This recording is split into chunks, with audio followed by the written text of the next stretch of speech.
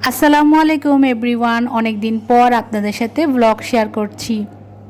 এই যে আজকে আমি আপনাদেরকে দেখাবো আমার সেলাই মেশিনের ঘর, মানে হোম ট্যুর বলতে পারেন, সেলাই মেশিনের ট্যুর। তো এই যে এটা হচ্ছে আমার বাটারফ্লাই সেলাই মেশিন, হাত মেশিন। আর এখানে পাশে একটা ছোট্ট আলমারি আছে। এই আলমিরাতে আমি আমার কাপড় চোপড় রাখি।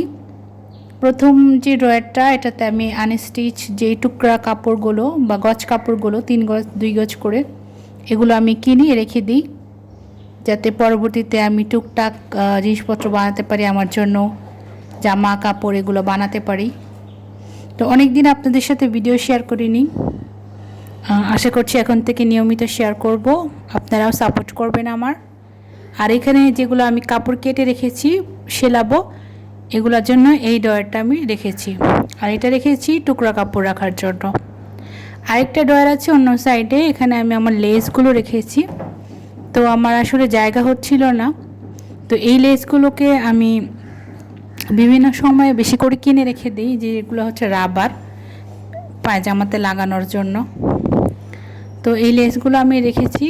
এখন একটা বক্স কিনে নিয়ে এসেছিলাম আমি, 3টা বক্স 100 টাকা দিয়ে। ওই বক্সের ভিতরে আমি এই লেসগুলোকে সুন্দর করে অ্যাসেম্বল করে রেখে দেব, যাতে প্রয়োজনের সময় আমি লেসগুলো পেয়ে যাই। তো আপনারা আমার চ্যানেলটাকে সাবস্ক্রাইব করে রাখবেন, যাতে আমি আপনাদেরকে বেশি বেশি ভালো ভালো ভিডিও দিতে পারি। আমি আসলে সেলাই কাজ অনেক বেশি পছন্দ করি, যদিও আমি ঠিক মতন এখনও শিখে উঠতে পারিনি। তো আশা করছি আপনাদের ভালো ভালো ভিডিও দিতে পারবো। এই যে এগুলো হচ্ছে আমার সুতা, সামনে আরও বেশি কালেকশন আছে, আমি দেখাবো আপনাদেরকে।